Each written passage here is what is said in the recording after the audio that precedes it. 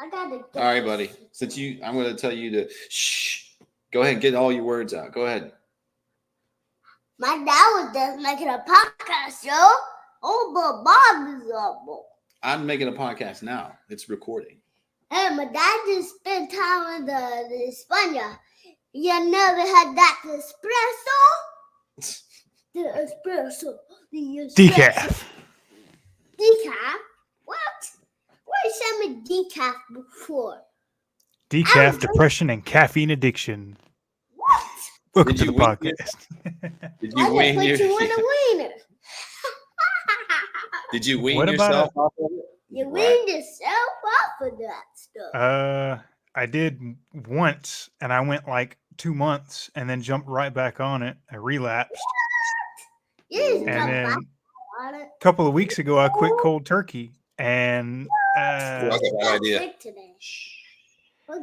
Well, I had only been drinking half calf. I don't drink anything more than half calf. So I'm like, okay, well, if I can quit cold turkey. I'm only doing half calf. Yeah, I felt like death for the next over a week. I didn't know they made half calf. Me either. Yeah, it's they have that. Yeah, half they just mix half decaf with regular coffee. They just mix them together 50-50. What? On camera. Well, I'm definitely straight into the coffee. We finally got us a place here. Oh my god! And I got myself one of the new rental. Yeah. I gotta get this thing. Nice. And I would never paint a house like this. This is salmon colored, by the way. Yeah. Salmon. It looks beige from here, but it does. Yeah, but if you were here, you'd be like, it's salmon. Let's see. How do you want to attack this one? Do you want to go straight into the bracket? What? Do a bracket first? Nah, we'll save that for the fun thing at the end. We just get into the nitty gritty. Okay. Okay. All right. Well, viewers, this is episode 8 from the First Note podcast. Yeah. This is gonna be my constant here, my bandmate Cameron Hampton. He's gonna be Aiden, stop. He's gonna be on here quite a bit with me, and I'll have other guests and everything, but we have plenty to talk about. He's my bandmate and my heterosexual life mate, as Jay and Silent Bob talk. I'm a musician. Oh, is this supposed to be? Was this supposed to be heterosexual? Oh. Oops. My bad. Oops. Oops. This is our I may be in too deep, people. It's never too deep. Oops. And he's got nephew with him. Some of that tea. I want some of that tea. Let nephew cook, bro. What? Why you call me bro? Don't call me your dad is bro. You are nephew. Yeah, I got it. I got my own microphone, man. Mine? Looks like a lighter. What? It does. Like a Zippo. You're supposed to be 18 before you start doing that, kid. Nope. If you're in West Virginia. Oh, it's a microphone lighter. Gotcha. A lighter? Hey, Baba. I will use the big microphone. No, don't touch it. That's my microphone. All right. Let's ask Uncle Cam a question and let him speak, okay? What? Right here. So let's How ridiculous do I look with this big microphone just in my face? Looks like it's not the first time you've seen it up close. Let's just put it that way.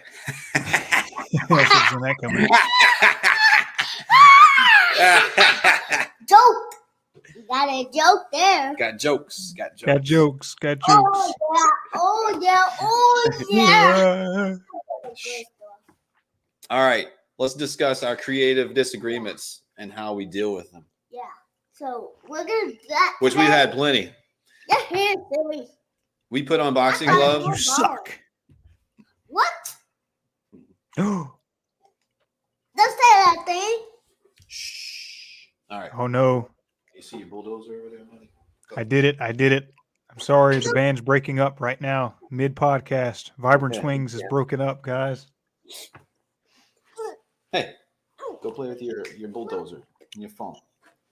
Here, you can take my phone. You can stay right here, though.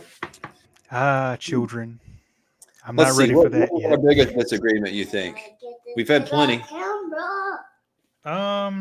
Seemed like we had a lot of disagreements creating Badat. Blessing disguised as a tragedy, the song.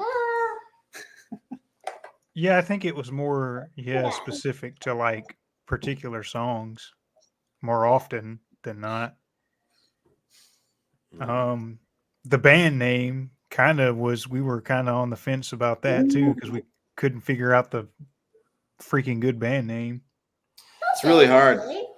It's really hard to come up with a band name because that's your brand. You have to keep going over that. Yeah. I like Vibrant Swings though. I think it sounds cool. It's grown on me. Yeah. It's grown on me. It's who we are now. So I could do that.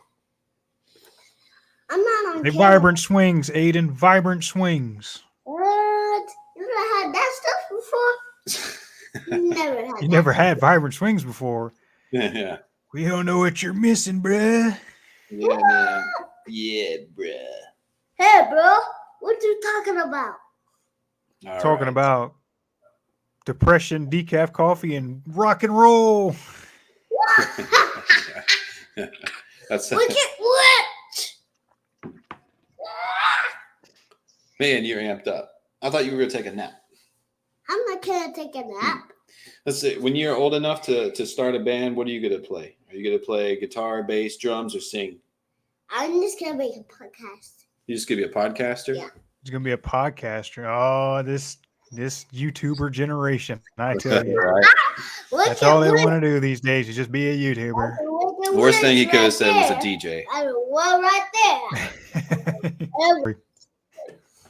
You sent me. I remember I was ticked because I did like a really good take on the intro to Tripped Away, and then I sent it to you in an email for your approval, and you had it, and then months went by and we forgot the song or whatever, forgot the intro, and then I think the only way to redo it was that you had to send me that same clip. And then you were whistling over it on the last few notes. You can actually hear that in the song. Yeah, the phone recording we had because we forgot the original recording, but I still had the recording on my phone, like you said. So we literally recorded my phone playing the original recording into the mic as like sampled. Basically, we sampled the phone recording and put it into the beginning of the song.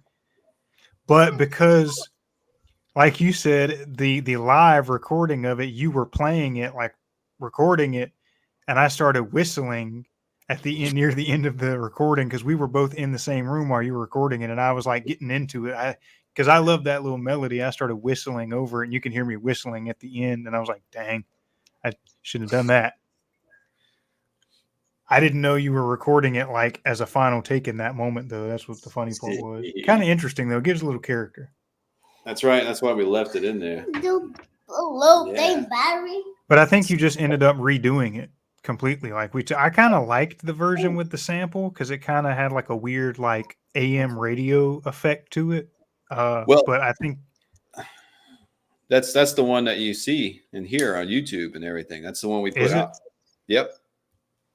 Because I know you sent me a version where you had redone the intro, like live recorded, redid the intro, and maybe that's like right.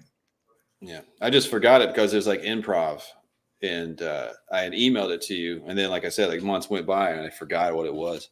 I'm sure a lot of musicians deal with that. Yeah. Yeah, that's one reason to call back to our first episode that I was in. One reason music theory does come in handy is being able to write it down as sheet music so you don't forget. Well, I mean, I could have done that with tablature and everything.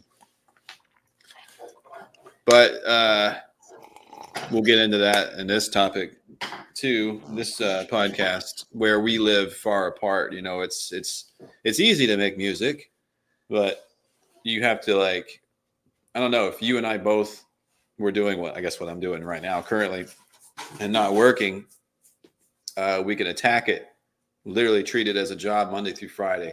Here, I'm going to send you a track. Do you like it? Yes. Okay. I'm going to send you drums back. Which, I mean, yeah. And I truthfully, as we've discussed, back and forth personally, I already have plans for that as far as the um, stepping away from the hand to mouth rat race crap and actually doubling down and committing full time to my dreams because I've been playing it safe too long, man, me personally. So I'm going to follow in your footsteps, maybe not as established as you were because, you've got some years on me and you kind of worked your tail off, for a longer time. But I think I Literally, think I I'm have ready no more. to say what? Literally, I have no more butt. My butt used to be nice and thick. Now it's as flat as a pancake because I worked it off. Yeah, hey man, I'm halfway there. I'm halfway there, dude. Yeah, I say that a lot. I'm trying to gamble on it before I lose my entire booty. I applaud that idea and I stick with it. I stay by this. There's nobody that's going to be supportive in that situation, so be prepared for that, especially your parents, family members.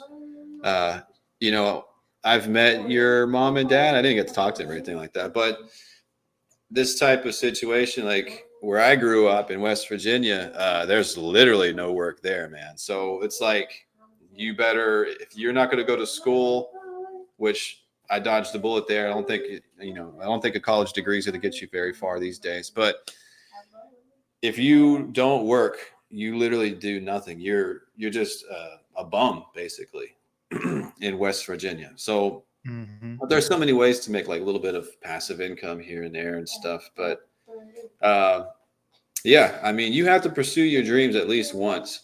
I mean, I could do carpentry, sure, but do I love doing that? No. I was in the oil industry for like 11 years. Was I passionate about that? No. I could care less.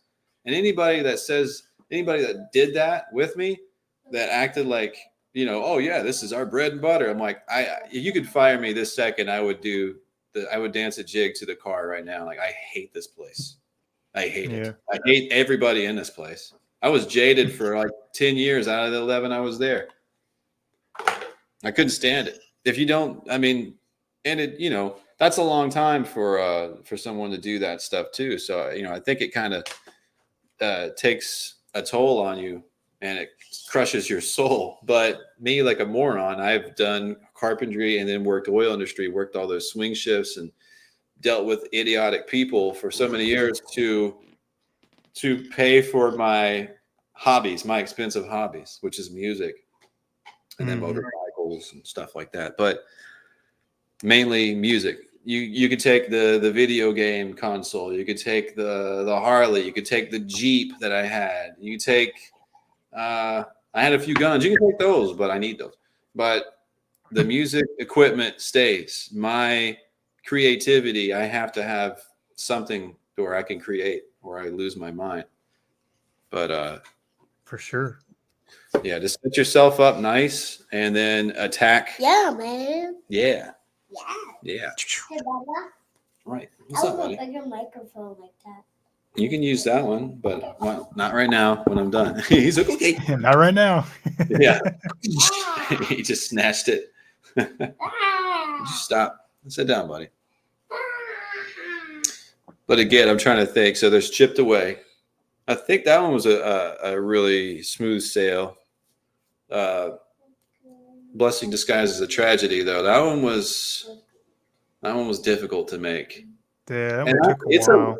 that one's a love-hate-love relationship with that one. We didn't even perform that one live the time we performed. And it's like that wouldn't have been that hard, but I don't know. I don't think we were comfortable with it yet. We released it, and I'm cool with releasing it, but sometimes I listen to it and I have to admit, sometimes I cringe. Sometimes I listen to it and I get goosebumps. I have no idea why. That happens to me. I think that just happens to every artist, every musician. I don't know. Maybe it just has to do with the mood you're in, because that happens to me sometimes. Like when I'm listening to stuff like the stuff that me and my brother have been working on. Like sometimes I'll listen to it and I'll be like, "Are we for real?" And then other times I'll be listening to it and it just completely just rekindles the fire in my soul, and I just get so hyped. I don't know. I think all artists have a love-hate relationship with their heart because we're all our biggest critic, our own biggest critic. that inner critic, as they call it. So absolutely. Yeah, I mean, there's plenty of songs that I'm sitting on and just like, there's no way I would like to release that. And then people have listened to it and like, that's really good. I'm like, yeah, it's always like, yeah, I was, but that's definitely not my best stuff, but everybody loves it or whatever. But it's a weird relationship the artist has with oneself. Yeah, and what I've always come up with too is that the music that I treat as a joke usually comes out the best. And that's what most people love too. Like I remember the first time that happened, I had that Roland VR100, I think. It was like a 10-track digital recorder. We spent like $1,000 on it when we were teenagers. And we passed it around. It ended up in my hands. I bought it off of a buddy for like $500, and I kept it. And what was great about it is you can record up to like 10 tracks real easily and then bounce it onto a disc. And it sounded just like it. Again, still the distorted guitars was the issue. Everything else sounded exactly like it, but distorted guitars is a nightmare for the mix for whatever reason. But there was a song on there. There was a like an 808, like a drum beat thing in there. You could manipulate it to create you like drum beats. And I had this like Beastie Boys type beat, and I ended up doing like this like really good guitar, and it sounded like Rage Against the Machine and 9 Inch Nails, and then I sang over it, and I can't remember how it went, but it was actually like catchy. It was like Linkin Parkish, and I remember this was back in the day when we were teenagers, so we would all like hang out together, like 20 of us be in one house, and I remember everybody would be at the house like, put that one on, dude. I don't want to hear that. That's so good. That's awesome. It's like, dude, it's a joke. It sucks. Like, you should release that. I'm like, nah, I'm not going to do that. I think the biggest thing to that is we've already talked about this. It's something I've always struggled with really badly, which is exactly why me and my brother still have basically an entire EP written on our side. And we, since like 2020, 2021, and we still have not released it, which I plan to do that, if not by the end of this year, going into next year for sure. But perfectionism, you know what I mean? Like, you can't take yourself too seriously. Like, when you don't take yourself too seriously, that's kind of when the creative juices start to kind of flow the best, You take yourself too seriously, you start to become like perfectionist and you overthink it, and then it just becomes a whole freaking snowball effect, dude. Yeah, I think we definitely struggled with that. You and I, us too. Perfected it way too much, and then look at how it came out. You know what I mean? Yeah, it's like people ask all the time, like, "Are you in a band?" Like, yeah, well, we've got 7 or 8 songs out there, but the mix and everything. I was like, here it is, but the mix, don't be gentle on it. So. Yeah. I think it's okay to have a bad mix, because I think a lot of it has to do with like, the resources you have at your disposal and the people That's kind of what makes the biggest difference with like mixing and commercial sound or whatever you want to call it. And I've tried to adopt that philosophy of like, work with what you have, like be where your feet are and make the most, work with what you have, because that's like really the essence of the artist at the end of the day. And I think we just tried a little too hard to make commercial sound, and it just ended up backfiring on us because we didn't really even know how to mix and master properly. And we had all these tools and resources, and we just didn't really know. We knew the music, we knew the making of the music. We just didn't know like the commercial aspects of it. And we tried too hard to do that, and it kind of had a boomerang effect. And then the horrific struggle of recording the drums, which you're a very active player, and there's a lot of ghost notes and things like that, and it's being played and recorded on a DW drum set that's electronic with like rubber pads basically, and It was there's Cat. glitches. KAT actually Yeah, was the brand. KAT Yeah, Cat 2. that thing was a piece of crap, really. It looked In super hindsight. nice. It looked super nice when you played it as it was. It played and sounded great, but when you plugged it into the USB and everything, and sometimes the toms would all sound the same. There would be glitches. It's like, oh my god, dude. Yeah, as a MIDI Every controller, it was pretty bad.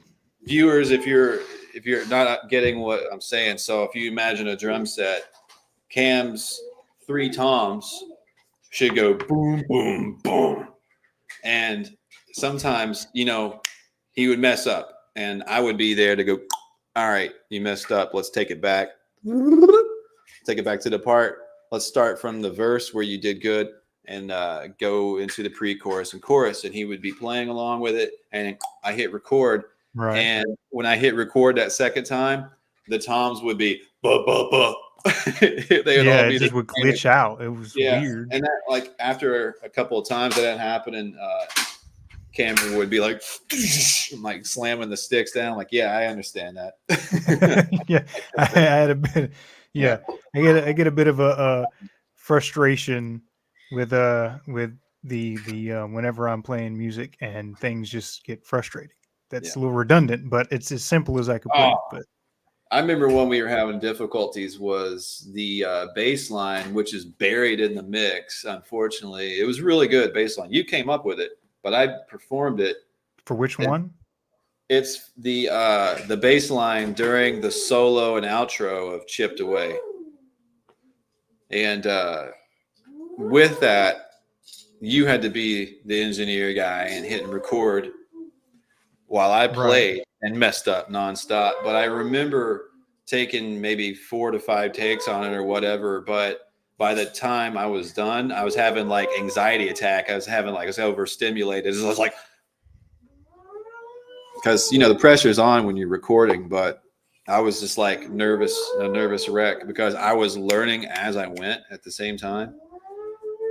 The whole that paradox of like being able to just destroy it and own it when you're practicing it, and then as soon as you hit that record button and the pressure's on, your brain melts into goo and your fingers just don't work anymore, dude. Yeah. And the fragmenting. What you mentioned earlier is a big issue we had too, is that we got too caught up. We got made too much of a habit of fragmenting the mix by being such perfectionists about it that we would stop, redo the recording, and we would like fragment it into individual different takes. Tracks. And obviously the different tracks, the best way to do it is to do for each channel that, whether it be the drums, each instrument channel, whatever, one whole take all the way through. It's the best way to do it. But we were being such perfectionists that we just fragmented everything, and that just made mixing a nightmare. That made the mixing an awful nightmare, dude. So I remember that too. Sometimes the one good take, say on a verse on the drums, okay, sometimes it would be like, okay, that's just the drum sound you get. That's it.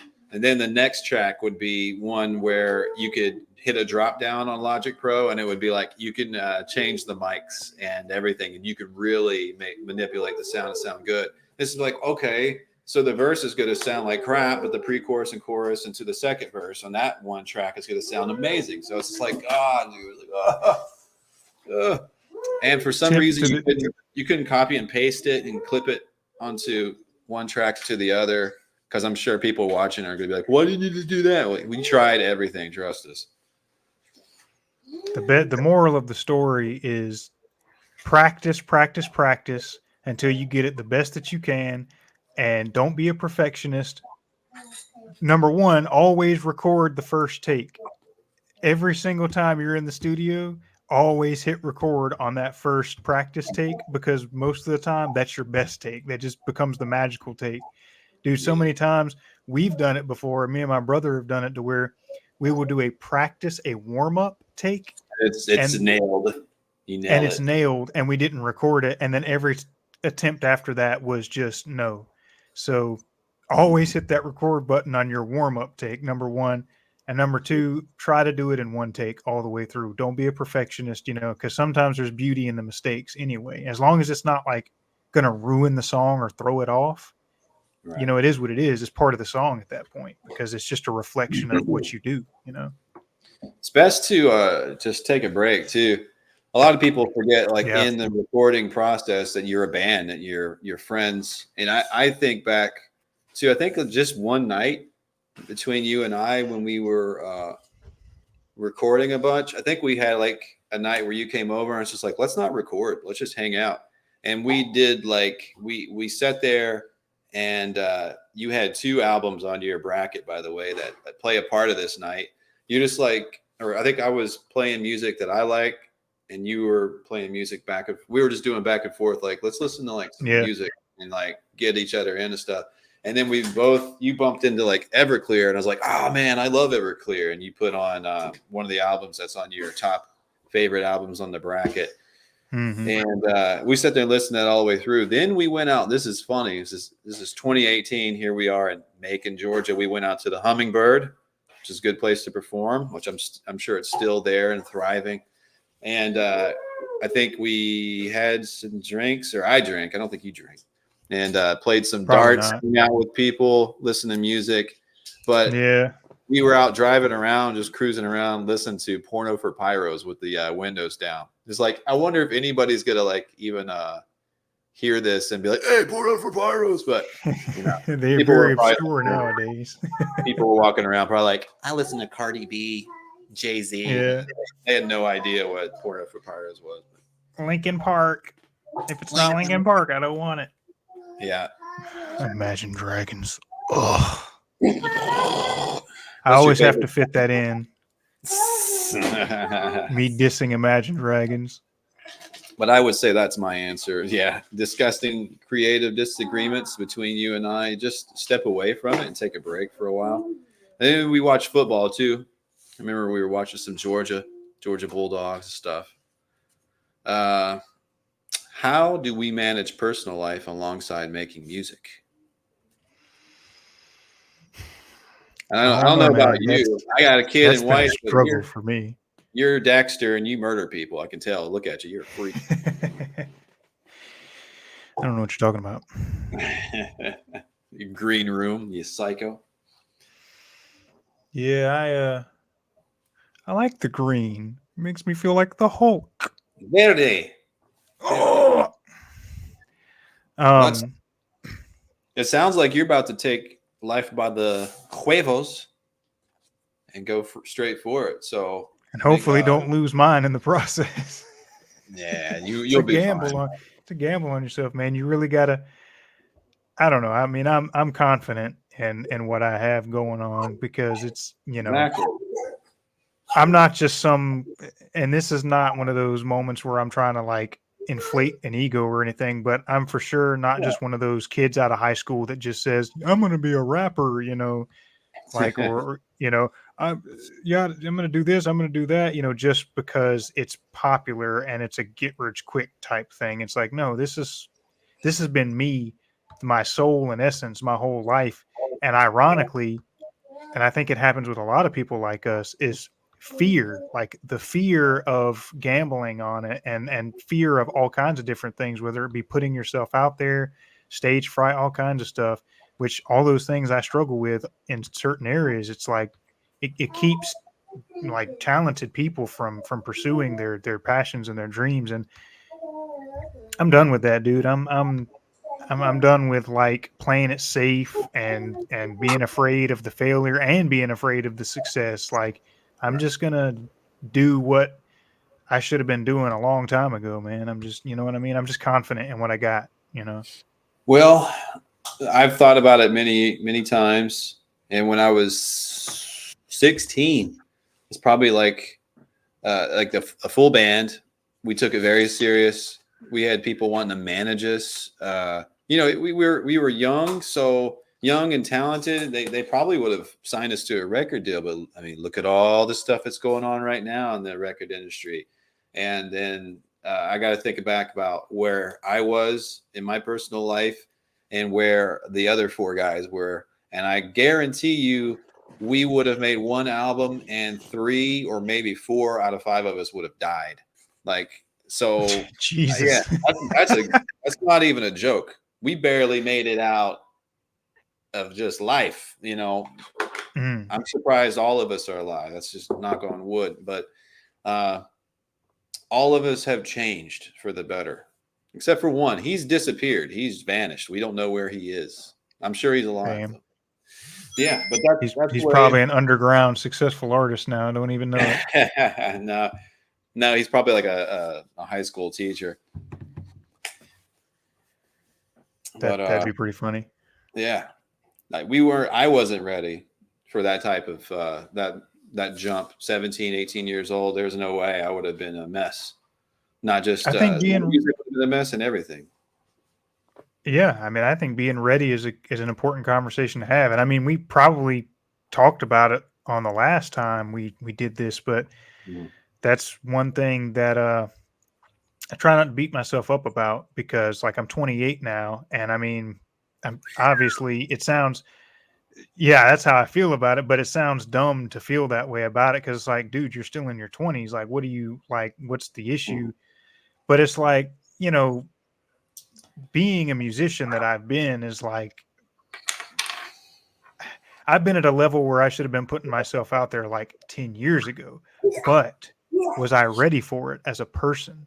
You know what I mean? That's an important thing that I try to kind of absorb and think about. Like, you're right. I don't think I was, even if I take a step back and stop, you know, and I, you know, say, okay, well, what if I did actually like just fully commit gung ho and get my sights on that and gamble everything on that, you know, sooner than later?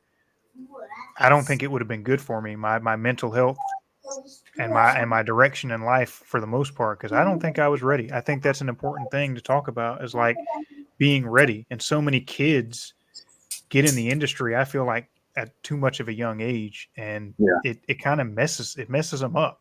So like just like with child actors, messes you up. It definitely does. I would have missed a lot of growing spiritually, personally, and everything. I went through There's a lot of life to live, you know? Yeah. But you think about it, a lot of these people, a lot of my idols, probably a lot of your idols too, they get signed or you know, catered to. That's what I consider it. Not just signed. They get catered to. Everybody just bows down to them, and they get things for free for basically the rest of their life, and a lot of money. It is hard work, but you know, my hard work for what I did compared to what they do is way different. You know what I mean? I paid a lot of taxes. I paid taxes not just financially, but on my body and everything. Yeah. You know, emotionally. You're living in a different world too, socially and culturally. You're just living in a bubble away from like the common man, the reality of the outside world. And there's a lot of beauty that makes better artists experiencing that, you know? Yeah. Yeah, definitely a lot of good things, a lot of terrible things or whatever. But, you know, and both of those things fuel the art. Yeah, especially the bad. Yeah. For me, yeah, I always go to my guitar. I'm like, sure, you never hurt me. You never hurt me, guitar. Dude, I sit back and think sometimes, it's like I really want to have like positive, like really philosophically positive stuff that I put out there, like to kind of help combat the BS that we're dealing with, like in modern society, because I'm passionate about that. But at the same time, I always get caught up in the whole, like, looking back on the 99% of the stuff I've written, dude, it's just been me wallowing in just the trauma and depression and just sadness of life. It's just like, dude, dang, I really gotta step back and try a different angle, maybe. Yeah, I know it's sad, Aiden. Whoa, dude. Yeah, hey, I want to weigh in on this. You ain't never been sad a day in your life. Go in there and get the other guy. You're too young to be sad, youngster. There's way too much going on in life. Like, for me, everything was cool till September 11th, and then everything's been just crazy since. Go get the other guy. It doesn't go to that. I was 5 years old when that happened, so I like it's it's hard to Yeah. say what kind of like impact that pivotal moment had on me in that Dude, it seemed at like that life time. was But a joke until then, and it's like after that, this shit got real. yeah, I think it's a generational thing. We all have our Yeah. generational wake up calls. I think 9/11 was just the wake up call for like millennials, Well, maybe Gen X too, because I don't a really lot of know of people, anything crazy. Go ahead. a lot of people don't take in consideration that we record everything and we can stream everything. Like if my neighbors start a fist fight outside right now, I can record it. So back in the 40s, 50s, 60s, 70s, 80s, whatever, people get away with murder like it was nothing. Like it was very easy. But uh, now everything is recorded and documented. So I think that takes a big toll. I think that's a big what's weighing in on all this stress for people our age and older, because we're always saying, what is the saying? I'm tired of living through historical events. Well, we're recording it and we're seeing it a lot better. Even during 9/11, that was hard to see because I mean, just people there with like literally those camcorders over the Hmm. shoulder were capturing this. I don't think like Nokia phones were out yet.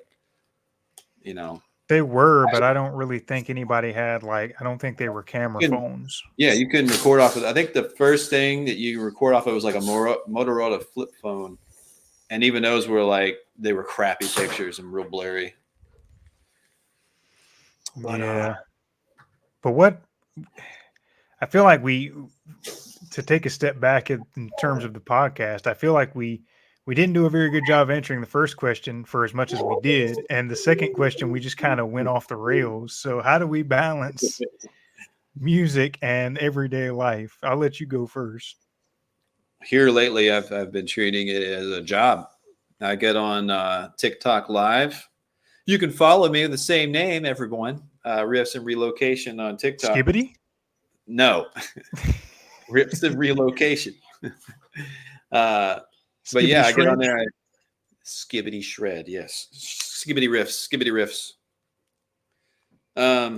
But that's what I do now in this podcast too. Like I want to interview people that might feel unsung and unheard of, and get their opinions on it, because it's a difficult life. Even if you and I start touring, it's going to be hard. It's going to be difficult.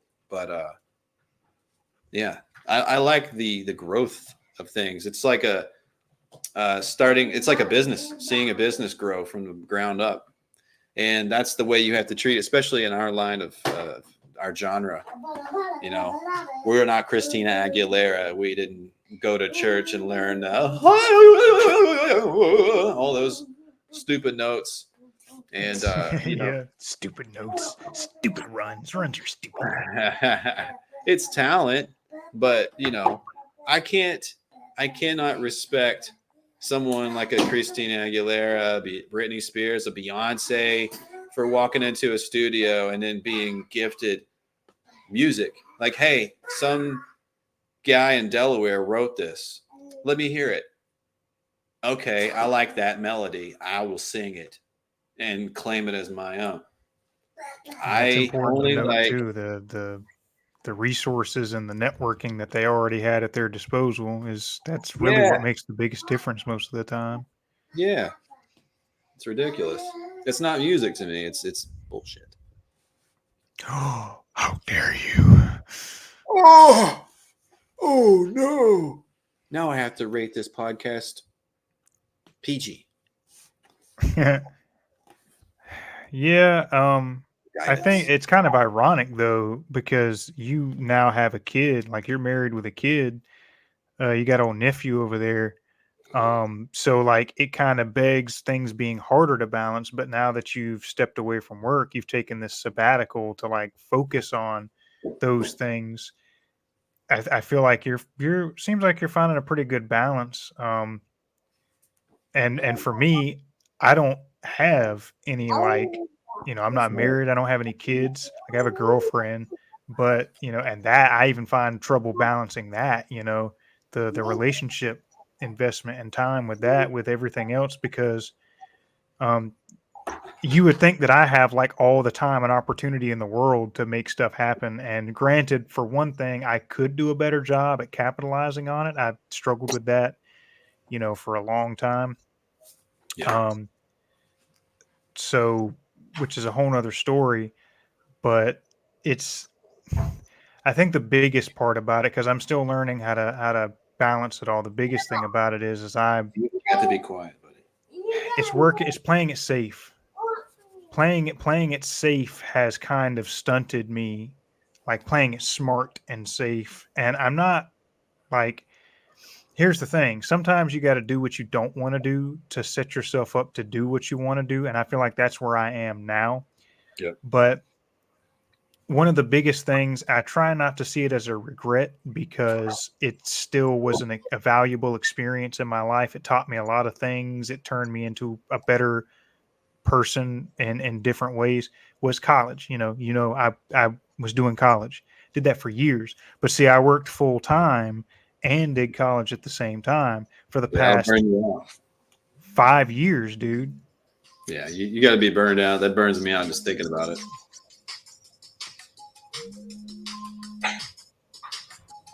Sorry, getting a call. For all the real ones out there, they'll recognize that tune. Anyway, sorry. Say what?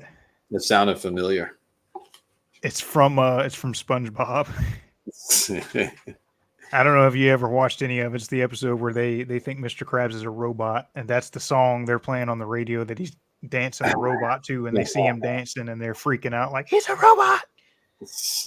Anyway, I've never, believe it or not, I've never watched SpongeBob. Dude, you got to at least watch I think anybody who likes cartoons has to watch the first 3 seasons. Like the first 3 seasons of SpongeBob is probably the best cartoon ever made, ever written. Dude, it's amazing. You got to watch it, dude. First 3 seasons. Okay. Beyond that, it's Viacom kind of ruined it because it was supposed to. The original creators wanted it to end after that, but that's only a story. Anyway. Yeah, but like playing it safe though, because what it was is when I was young, playing it smart and safe is a part of kind of growing and learning how to be an adult that we were talking about earlier. A lot of these kids that get thrown into the industry, they'll never learn for real. But there's wrong reasons to do certain things too. And one of the biggest reasons that I started college was because like I know what my potential is like up here in the brain, but it's like not much of what they had out there in college really was something I want to do as a job for life. And I already knew what I wanted to be, what I wanted to do. I've always, since I was a kid, wanted to be a musician. So somewhat kind of like falling in line into that rat race and kind of lying to myself. And it more than anything else, when I started working at the job that I've been working the past 7 or 8 years, it's been 7 years now. Yeah. It instilled a fear because it's one of those, it's a factory job. Oh, in an old factory, it's it's a whole shebang. Like I could write a book about it and I probably will. But it just kind of is that horror story of like the average working class American Blue being collar. Stuck in that situation. Yeah, blue that collar. Scared me. Yeah, People, it scared me. So when I met Erin, my wife, viewers, right, that changed my life straight for the better because I was basically, I kept doing jobs to buy more, buy equipment to further get into my hobbies, but also I had seen people fall in hard times. My family, I had heard the word bankruptcy many times. West Virginia is a poor state, and I got to see a lot of, very close to poor. I didn't grow up poor, but we were definitely not well off. We didn't have anybody giving us anything, and I had grandparents next door, but they're just like, hey, it's slim pickings over here, and we got full jobs. So, if you want something, you got to work, and you got to work hard for it. You don't just go work at Burger King or whatever. You go build a house in the summer. You know what I mean? But yeah, I don't even remember what I was talking about. What were we talking about? Talking about the what? We're talking about hybrid cars. Yeah. No, we're talking about I was talking about the being scared into playing it Oh safe, yeah. about Here's because what my I little. was saying. Say what? I said, let me just get my little violin down. Oh, My life story is hard. yeah. Well, see, the thing about it is that there's nothing wrong with like the blue collar life in certain contexts. I think Dip your it's toes in it. treated. Dip your I think toes it's yeah, because I think the where we are now as a society, it's a very volatile class to be in, and the government and corporate America abuse it in. rampantly. So there's nothing wrong with being in the working class and being because somebody's got to do it. And there's always going to be someone out there who wants to do it, but it's the the exploitation and the situation and beyond all of that, it's for me like just because there are always people that are going to have to do it and people that will do it doesn't mean everybody has to do it. We should all Right. strive to do what we want to do personally, but I hated that job so much. I hated the idea of the situation that I let the frustration of the here and now scare me into looking for guaranteed ways out of it. So Right. I knew, hey, college would be a piece of cake for me, at least like, brain wise, like intellectually. I feel like college would be a piece of cake for me. Now, as far as like the, the balance of full time work and college, that was a different story that turned into a And a nightmare. girlfriend. Your girlfriend lives pretty far from you too, right? Like at And least the an hour and a girlfriend, well, half. she lives like 15 minutes from me now. She lives like Mm, very near now, but everything like yeah. It's that rough. the college piece was really the biggest one. It was because the college piece was a representation of being afraid of being stuck in that situation, and that fear pushed me to look for a guaranteed way out, and college is seen as the guaranteed way out, but it wasn't me. Like it's me, like it's something I could do, but it's not what I wanted to do. And I spent 5 years, all of my time for 5 years in my 20s, doing nothing but full time at a factory. And when I wasn't at the factory, college. Yeah. Where do I fit the music in there?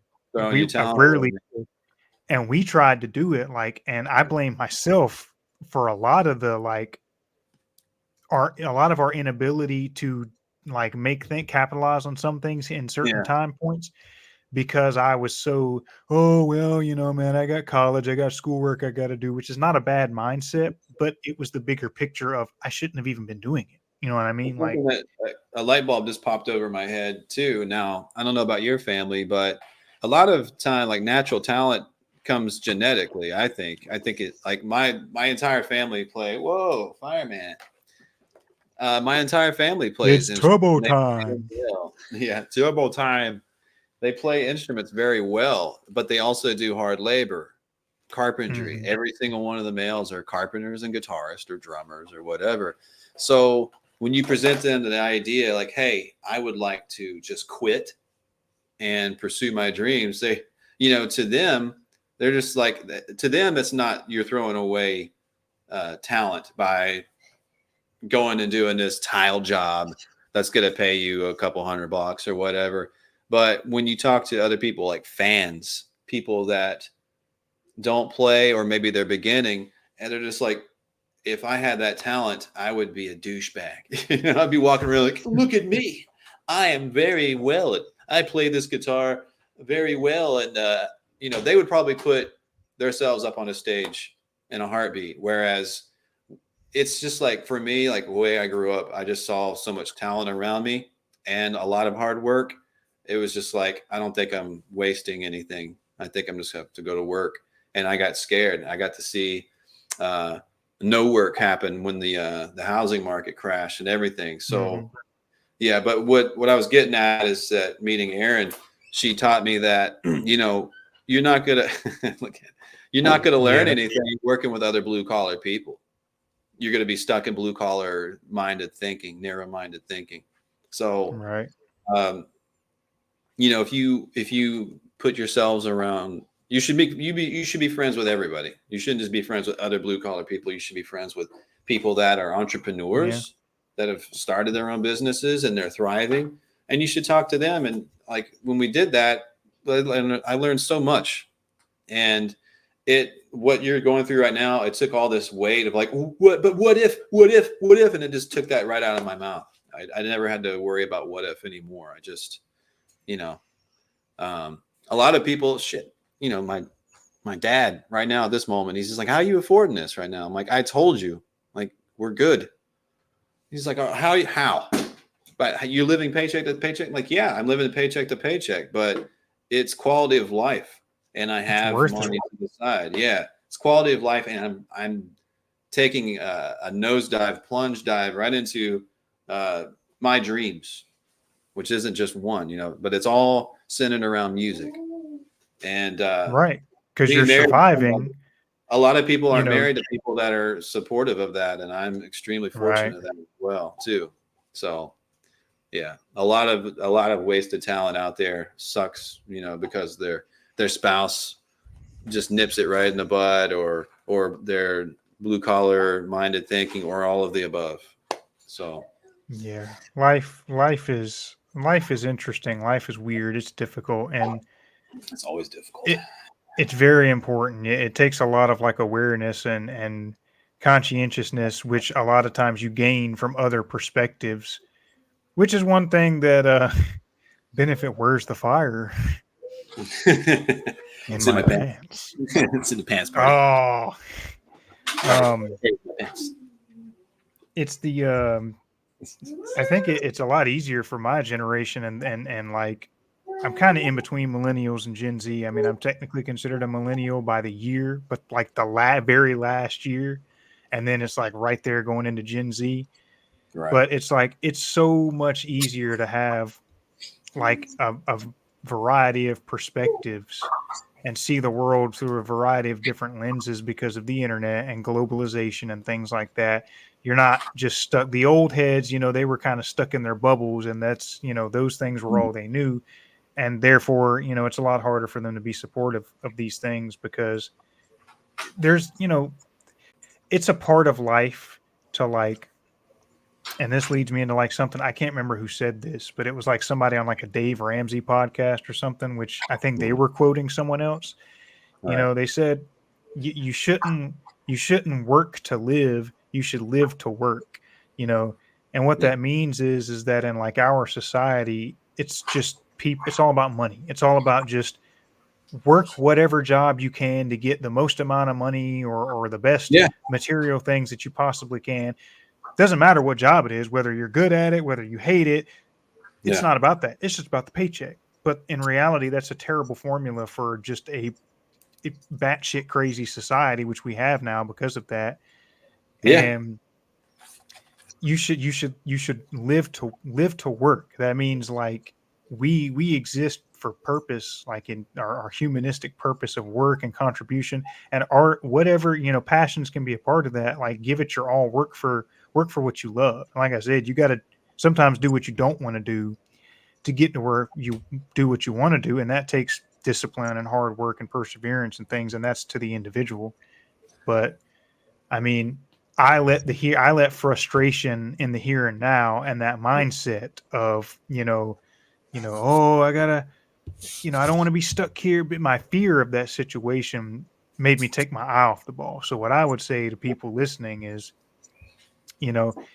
it's going to be rough and tumble, like in the moment. Like if you don't have the people and the networks and resources for it to get handed to you, like he was talking about earlier, it's like you're going to have to do what you don't want to do what you want to do for the most part. But don't let the frustration with doing what you don't want to do cause you to take your eye off the ball. Like keep your eye on the bigger picture on the ball. Keep your eye on the dream. Because I took my eye off of it for 5 years. And I mean, I'm still in my 20s. I'm still young, but 5 years, I could have got a lot done musically in 5 years, man. We could have got a lot done musically in 5 years. And I mean, we both had our own things going on, but yeah. But I'm done playing that game. Like, I mean, here soon, I'm going to be in a situation similar to yours. I'm taking a sabbatical from the rat race, and I'm dedicating my full time to the music and all the other endeavors, whatever it may be, writing, whatever. So I applaud you for that. Yeah, I think if I could set my younger self down, I would tell myself, don't. I would say 80% music, 20% work. And my younger self would go, "What? What are you talking about? What?" So I'd have to explain it because I was pretty stupid. I was never sat down and taught anything, though. I will say that, like, no one ever sat me down because I grew up without a father, basically. So, and then it took a community to build me up, to give me role models. And some of my role models, taking handfuls of pills and drinking on top of it and Yeah, gambling. the community in West Virginia in question Yeah. wasn't the best example, I suppose. Right. Yeah. So, lucky to be here. But I would tell myself, definitely, viewers, you're young and you have talent and for sure that's the thing that you want to do. Take on a cooking job, just go work in the back of a seafood restaurant or go work at a, just go work like a fast food place or whatever, just enough to pay your portion of rent and then have roommates. Don't pay for a rental house. Don't pay for your own apartment. I know that's peace and quiet and everything, but you're not going to have that in a band in the first place because you're going to be crammed into a van or a nice big tour bus together. So just get used to it. Step out of that comfort zone. Yeah, step out of your comfort zone. Get trapped in the comfort zone. That's one of the biggest traps, and I fell into that for a while. So, yeah.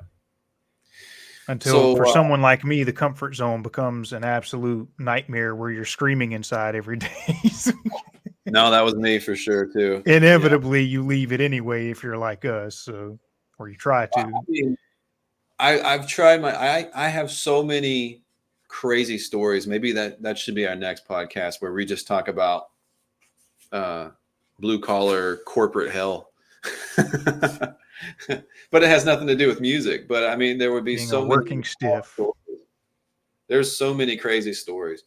But anyway, let's get on to something a little bit more positive. So the future of Vibrant Springs, the future of our music. The free future of Pipe and Sprinkus. It's Vibrant Swings, dude. Damn. Say it with your chest. Vibrant Swings. Dude, how many times have we and others called it Vibrant Springs? Nobody ever says the swings right. It's always Vibrant Springs. I think the one show that we've done, I did that too. So we are Vibrant Springs. And I was like, that sounds like a bottle of water.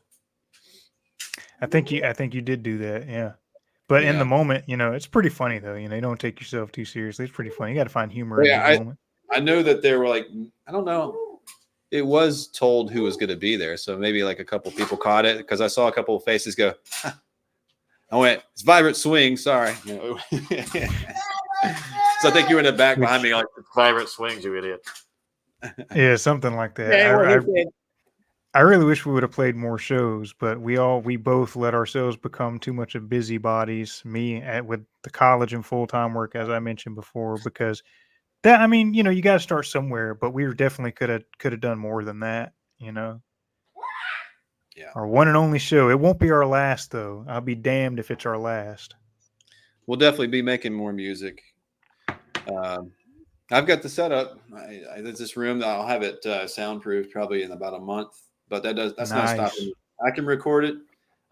My equipment is going to be here. My guitars will be here supposedly next week.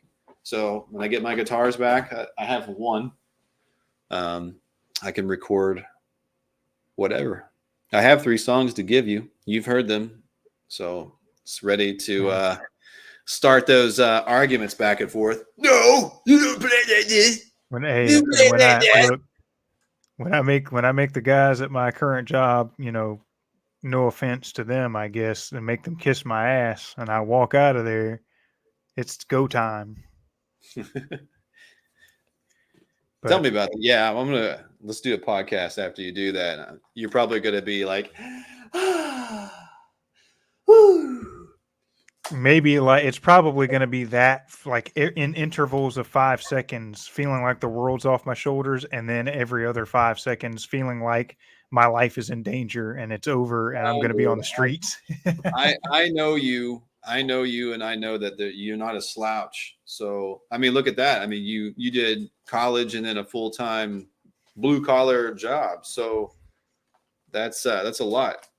I'm not a All you have slouch, to but do. I'm a hell of a procrastinator, and Oh Jesus! that messes me up. That messes me up, and I got to make sure I don't do that when I can't procrastinate walking in the situation I'm going into. So You and I both just have to hone in on uh, what we want to do, which the future of my music will just be doing stuff on here on YouTube and TikTok and Twitch maybe, but making music with you as well. So it sounds like you'll be doing possibly some TikTok, some music with me, and then hopefully releasing the music with your brother, because it sounds like it's going to be awesome. Not yet. I'm definitely going to be focusing more on less on the social media. If anything, I'll probably be, I'll have a drum channel where I'll be playing drums.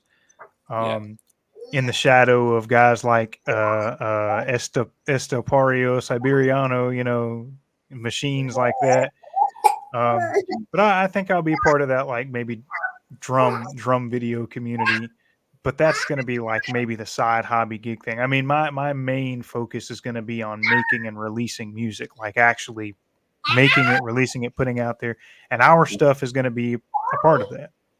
Like obviously our stuff is going to be a core part of that. And I think the future of Vibrant Swings is going to look interesting because I think we've over the years experimented and ventured away from like just that boxed in rock sound. We've experimented and ventured out into all kinds of different sounds. I think it's going to be interesting. I think we're going to have a interesting, unique style. Right. And you know what's funny is the 3 songs that we're setting on are easily, hands down, the most proud.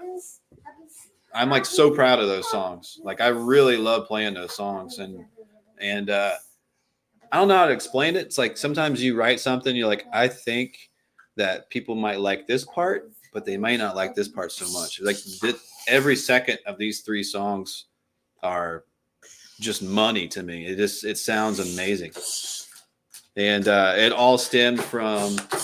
I hate to say it, but it was back in 2020 when we wrote this stuff. But you said, I think we need to do some instrumentals and show our skills. So 2 out of those 3 were some of like my instrumentals. I'm like, yeah, you know what? We should. But it's so organic because you and I aren't trained in like theory, things like that. You know, we're those weirdos that have played for, I think I've played for 24, 25 years now, and you probably played for 15 or something like that or more. Yeah, and we've never really sat down and learned that crap. So we just learned songs from other, obviously our idols, and learn chops. We're not playing from we're not writing from a template or any formula.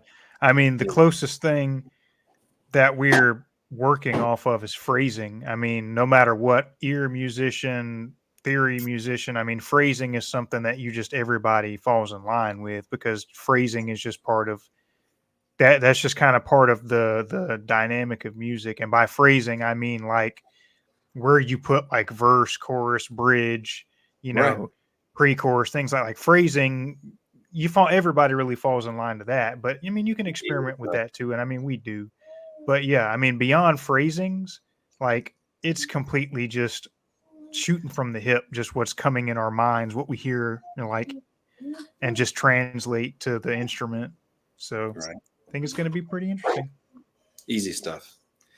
Last question before we get to that bracket. So how do we plan to remain true and organic and do it yourself when it comes to everything we do musically? He just went back in there again, didn't he? I'm gonna put a lock on it. He can't make up his mind about whether he's in the closet or out of the closet. Oh geez. You have some parenting to do, Daniel. Taking him out of that Montessori. You're out of that. Uh-oh. Ow. Where'd you Really? So the question was, You're going to jail over that one, buddy. do you want to go first on that one? Or you want me to go? No. I want you to go. Go. Stop it. I have solo stuff too. Forgot to talk about that. So solo stuff and our stuff. I think I made it was already pretty set in stone, but after all this Diddy stuff, I don't think I ever want to deal with a record label. So I think I never wanted to in the first place. My take is, I think I just want to create music and then gig. Yes. Yes, that is the life right there. And it's not about being rich. It's about It's about living to work for your dream. So you agree with me on that one? I mean, I agree. And I as far as like people can call me an elitist, pretentious, whatever they want to call me, but I have even since I was young, I've always just had this obsession with artistic integrity. Like I'm passionate about the integrity of art, whether that be music or painting, drawing, cinema, whatever the art is. I have a very passionate belief in the integrity of art, and that's been such a struggle. It's so hard when you live in the consumer capitalist economy and society we live in. It's like you're stuck in that rock and a hard place, philosophically of like, okay, well, if I make money doing what I love and become rich and famous, am I a sellout or, yada, yada, yada. It's like, I mean, I don't know, but I want to be an independent artist. As you said, I've never wanted to be told how to do it and what to make by any kind of corporate entity or record label. I want to be independent through and through. Right. I want to keep honest integrity for the art and screw the guys that naysay it. You know what I mean? Like, so it's kind of just like an inner fire, just a personal virtue, I guess, is that I've always had, just been passionate about just authenticity, integrity, And I agree with it completely.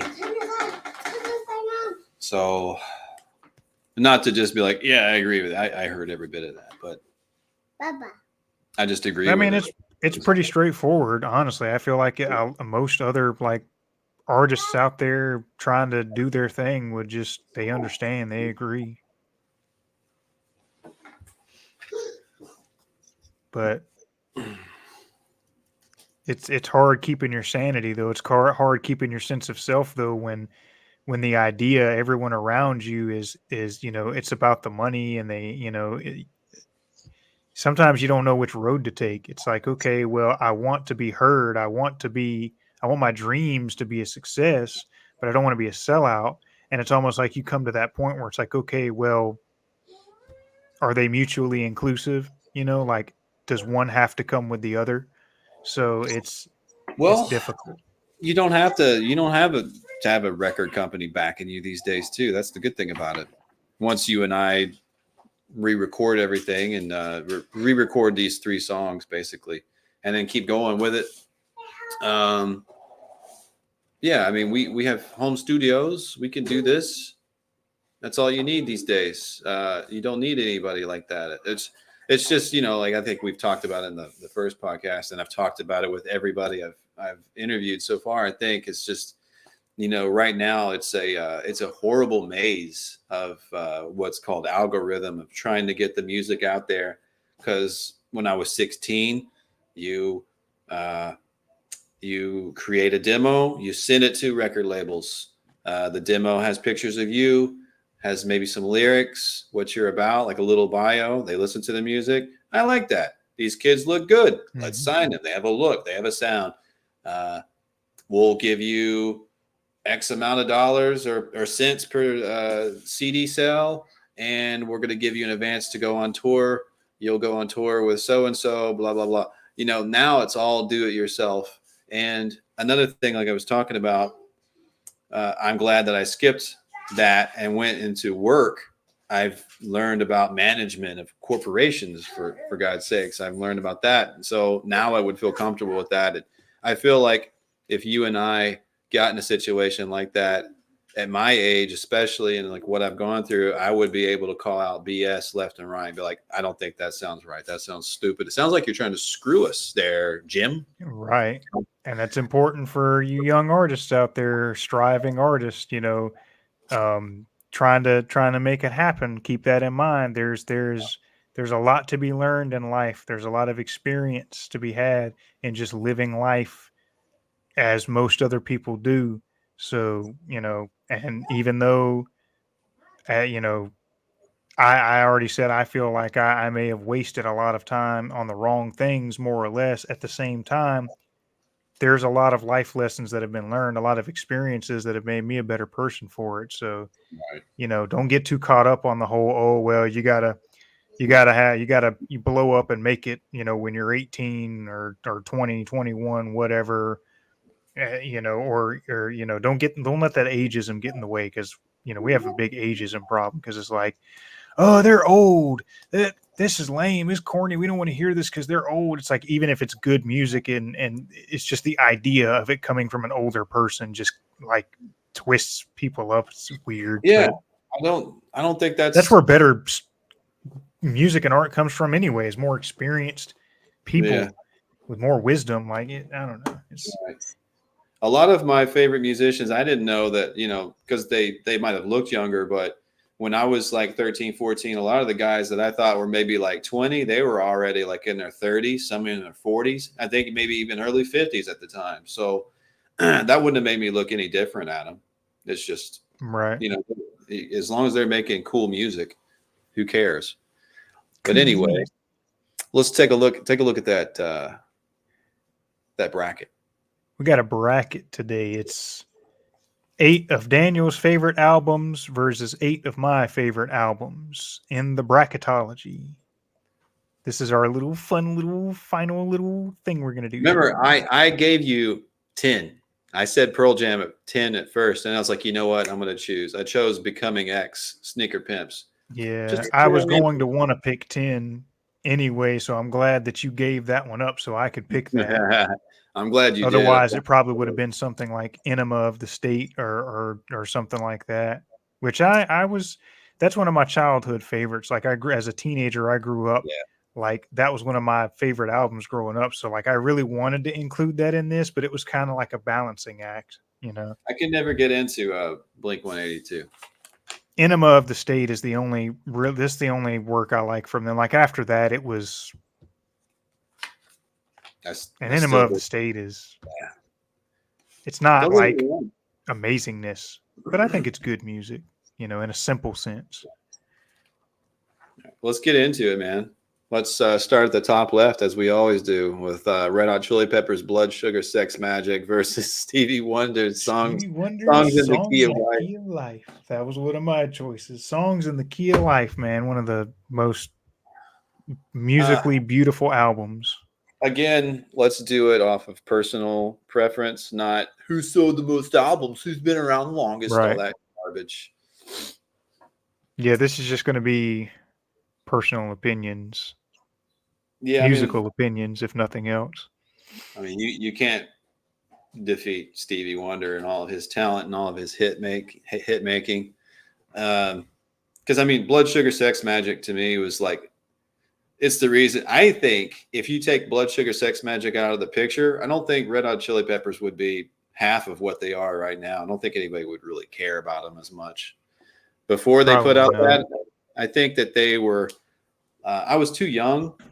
That came out in 1990, but, they were supposedly a thing. But when you listen to them before that, they sounded like a joke. They sounded kind of crappy to me. Yeah. But I remember looking at videos of that. Yeah. Back before that album, when they were doing like live shows on MTV in like the late 80s and the early 90s. Yeah, I was like, wow, they suck. Like, what is this? Yeah, it's stupid. I get it. Like that, maybe people liked them because of their look and then like because they were different, but they didn't actually put out this. Blood Sugar Sex Magic is art from start to finish. It's really, really good. It's because John Frusciante, though. I mean, I would give it up to him. The rhythm section, you got Chad Smith and Flea. They've always been really solid, but I don't know, man. The last few albums, they've just really fallen off. Their songwriting is kind of really bland for such a funky band and everything. But Blood Sugar Sex Magic is great, but I think Stevie Wonder is still better.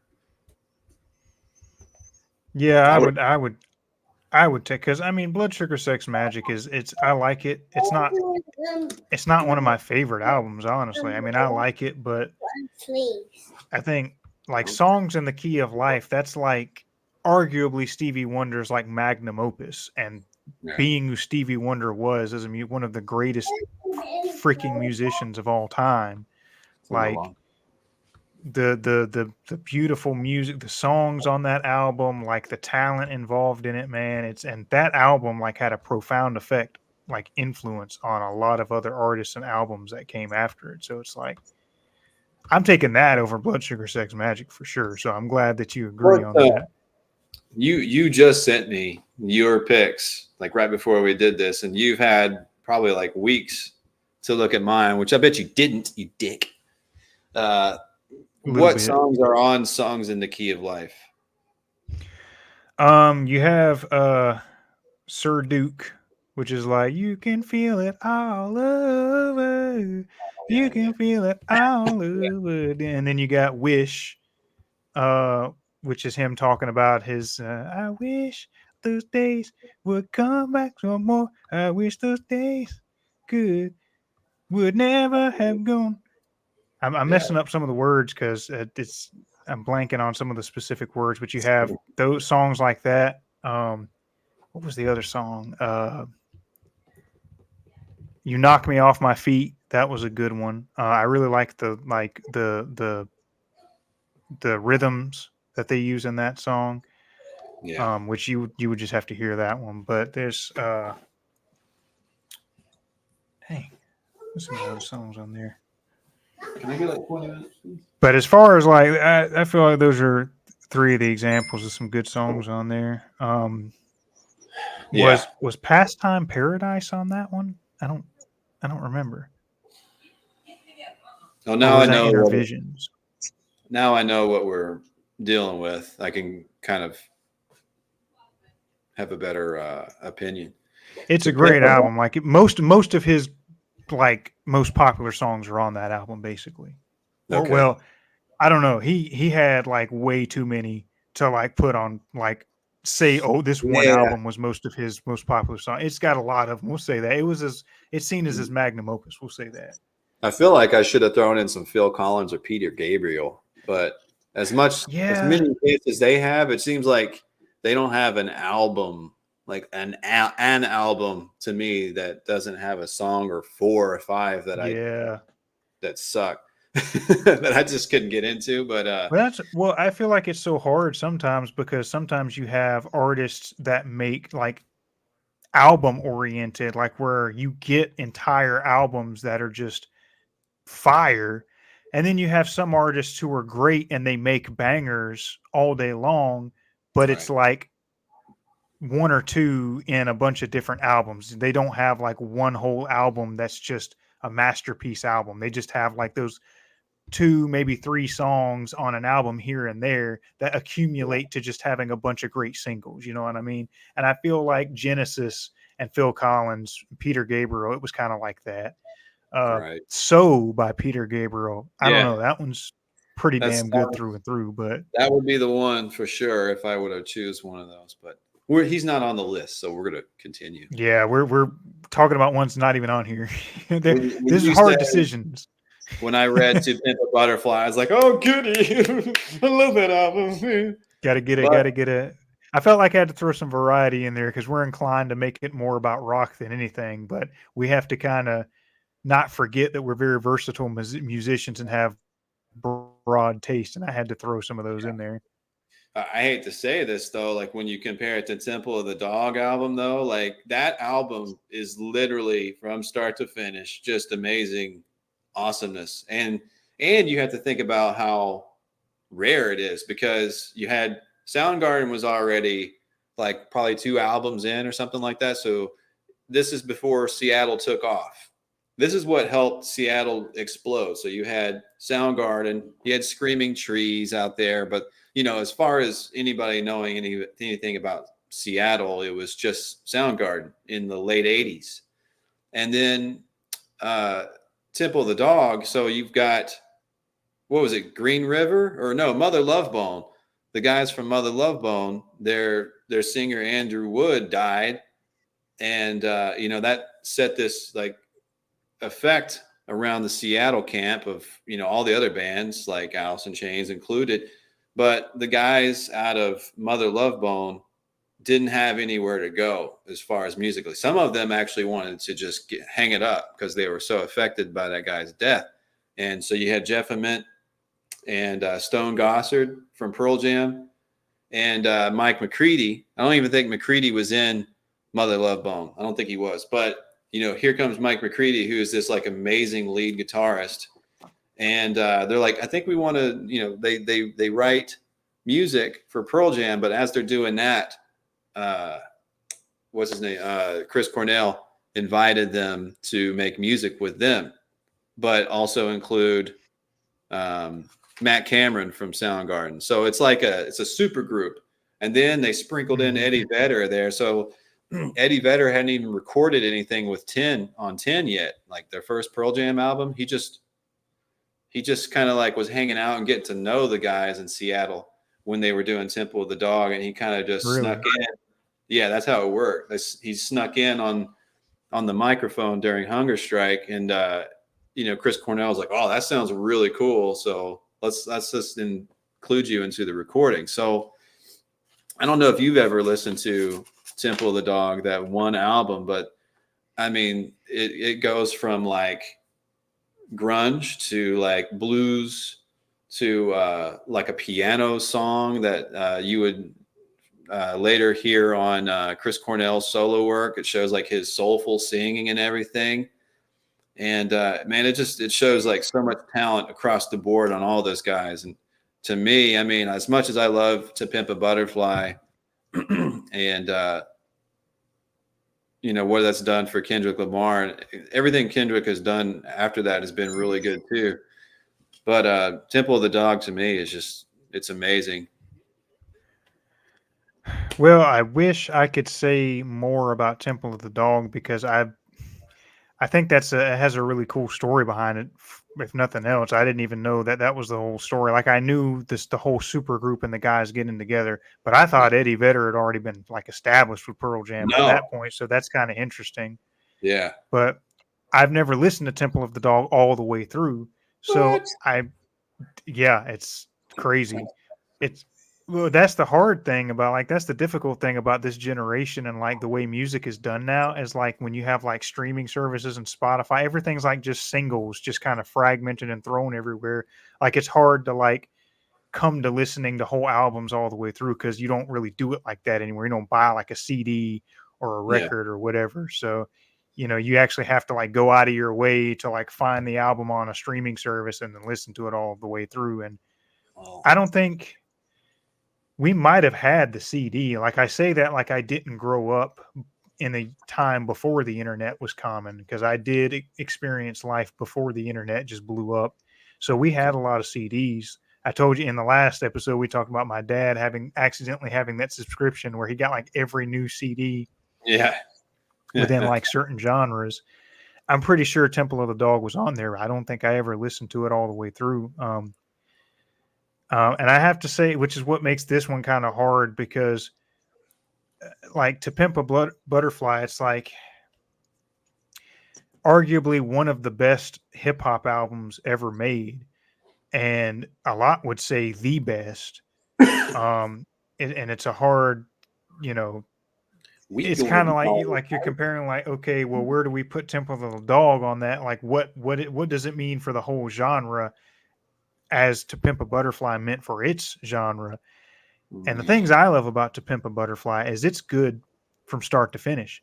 It's good from start to finish. And there's like the themes, the messages, like there's a profound message, obviously overarching the whole album. And it's the style, like the approach musically, like the instrumentals and the beats. It's like pretty much took hip hop back, like it pulled hip hop back into a realm where it's more R&B centric. Like there's more like jazziness, funk, R&B sound to it. It's not just like trap beats and all that If I'm bland not tropish crap. mistaken, if I'm not mistaken, Thundercat played and wrote the bass lines for that too, which is a big deal. That dude's Yeah, he amazing. was in a lot of those songs. Yeah, he was a big part of that. It's like I said, it's like it's beautiful both for the genre of hip hop and beautiful musically in like a profound sense, because it's like they it's probably the best rap album ever made, truthfully. I mean, it's hard to argue against that. So I don't know, this is a difficult one for me. Mhm. Um because they're, as far as rap is concerned, you don't get many, like we talked about before. Like hip hop is kind of like a genre where, having a bunch of banger singles, but kind of fragmented across multiple albums that are just, okay. That's like kind of a common thing for hip hop and rap. But To Pimp a Butterfly is like one of those albums that it's gold, start to finish, all the way through.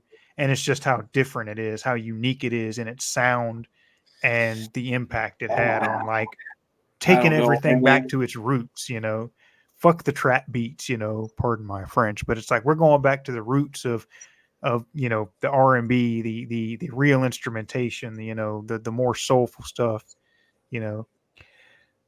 But Now, Tribe Called Quest does that as well. Now, both Tribe Called well, Quest. but see, and that's like back then, To Pimp a Butterfly was like kind of like reeling it back in towards what A Tribe Called Quest was doing originally, So it's Public Enemy does a lot of. They did a lot of really good stuff too. Not necessarily like real instrumentation, but they actually presented verse, chorus, pre-chorus, that type of deal. Like it changed shit up. Their DJ actually DJ'd and and switched things up. right. But I don't know, man. It's still Temple of the Dog for me. Like I say, I love To Pimp a Butterfly, but Temple of the Dog is. I'll say this: when this is over, go listen to it from start to finish, and you'll thank me for choosing it later. Well, I'll tell you what. I'll tell I you guess what. we'll give To Pimp a Butterfly the honorable mention in this one. Right. What makes it more difficult is because it's kind of, we've injected a hip hop rap album into a mostly rock bracket, so it kind of makes it a little more difficult to like, you're kind of drawing straws in certain areas Yeah. because there's big differences to talk about and like the nature of it. So Well, again, it's our personal preference that on all too, these. but just because I'm going to take in good faith that Temple of the Dog is as good as you say it is, and I haven't It listened to is. it from start to finish all the way through, I'm going to let you have that one. So It is, and that's the way it's gonna be. yeah. What's next? The Fragile versus Sparkle and Fade. The Have you Fragile. heard? That's 9 Inch Nails. Yeah. Now you went to go see them with me, and you were having a good time. I had to pull your shirt down. You kept exposing your boobs. You remember Yeah, that? and I almost got some from the girl that was sitting next to me in the concert. That was kind of crazy. That was Dude, actually a when guy. yeah, I might have dodged a bullet. You're right. It might have been. Them legs look real good in the fishnets, though. That's all I gotta say. I will say this. I've been to many concerts. That's a thing at Nine Inch Nails concerts is girls in fishnets. I never really I've seen them 3 times, and every time I go, there's always a Oh, handful dude, of that's girls. just part of that. Like, it's just part of that, like, taste, that fashion. Like, you're talking about, you're getting into like the goth and emo type, Yeah. fashion senses at that point. So, You almost had a goth girlfriend. I almost probably got some during their performance of Closer because it got kind of thick in there when they started Oh, okay. performing that. So it sounds like Uh, the first time that I went to see Nine Inch Nails, I was single then. So I can say this. And I have a But girlfriend now, but I was yeah. single at that point. So if my girlfriend sees this, I was single then. We had not met yet. So Well, you got to thank Trent for hooking us up. So thanks, Trent, with your thanks, Trent. horny music. He's a panty dropper for sure. Every song is the bass makes me horny. The bass makes me horny. I can The feel fragile. it. Yeah, it's making me wet. Moist. Sparkle and Aren't we fade. supposed to keep this like as family friendly as possible? What are we doing here? No. I was only doing that because Aiden was in here. Now he's gone. He's with his Oh, mama. well. Fuck. Fuck. Shit, damn. Poopy. I don't know, man. I think Sparkle and Fade, the only time I actually sat down and listened to it was that one night we hung out and listened to it together. I mean, Everclear's slept on. I'll give you that. Like, they're pretty good, but the Fragile Sparkle and Fade the was like double their disc, brightest spot. Fragile, the double topically so. disc is there's 2 discs. Dude, it's got so many bangers, as the young folks like to call on it. Bangers. I've heard some from that album. I think that that album is like so hardcore personal to Trent that he doesn't like to play very many songs off of it. In fact, that third time that I got to see them, I was like, he better fucking play one of these damn songs off of it. And he finally did. I think he played I can't remember. Oh shit.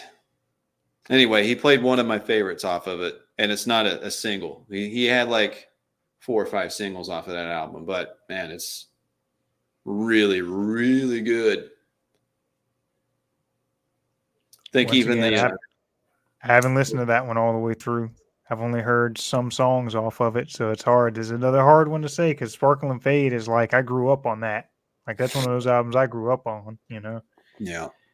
Not in terms of when it came out, but like we had the CD, we had the album. I just listened to it growing up a lot. So the Fragile, just like most of these albums on here, it's the Fragile. I remembered exactly where I bought it from. I remembered who I spoke to after I bought it. I remember exactly what I did after I bought it.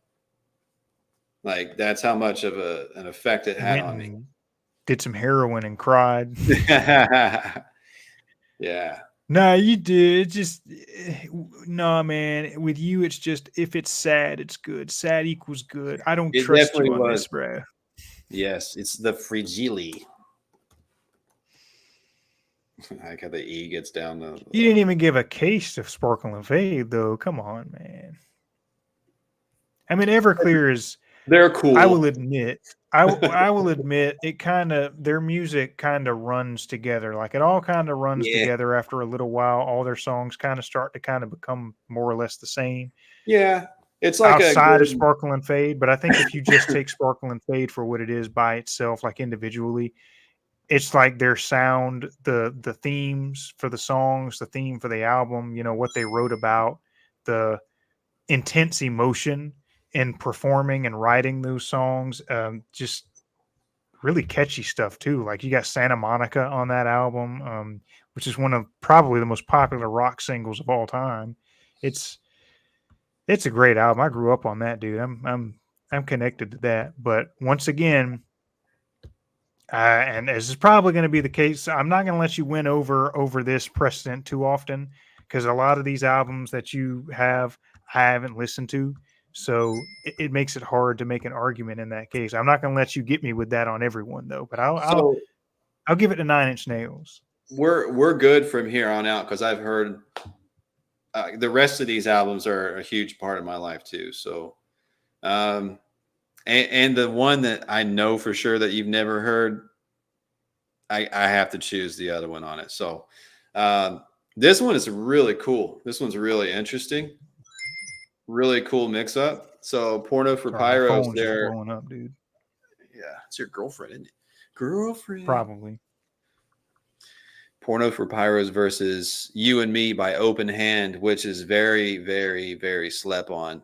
And it would tickle my pickle no matter who we choose. I just want people to know about Open Hand, You and Me. You need to go listen to it. But I don't know what happened with that band because they really just fell off the map. I thought they were going to blow up huge because the band Open Hand, they went on tour with like Bam Margera, Bam Margera, or maybe, no, it was Ryan The Dunn. skater? Yeah, Ryan Dunn, or maybe both, back in the early 2000s, he took CKY, Open Hand, and maybe like one other band out on tour. And I was like, oh, yeah, they're going to blow up because of this. They didn't blow up, man. They didn't do nothing. I don't know what happened. They suck. That's what it was. Oh, they're really good. And I don't know how to explain their music. It's like really groovy stoner rock. And it did help because I was a stoner when I listened to that big time. Of course.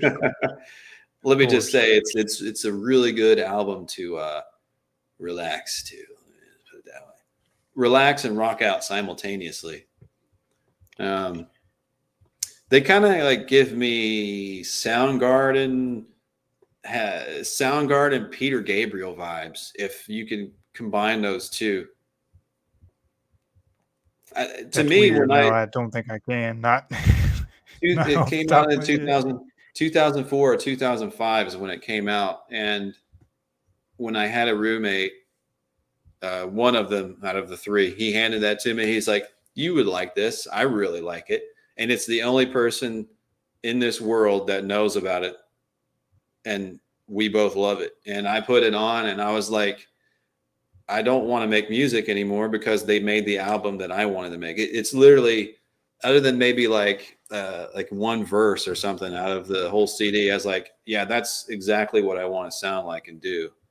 It made me super jealous that they existed. I've had that feeling before too. Yeah, I've had that feeling before of like, oh damn, well they did what I wanted to do, so now what do? I don't want to look like I'm just coattailing or copying because this is what I wanted to do the whole time. You know what I mean? Well, after this podcast, I'm going to stay on top of you to where you listen to Temple of the Dog and that album right there, because I think that you would be heavily influenced by it. I think you would probably like just hang the phone up and go straight to your drum set and be like, I want to learn this right now.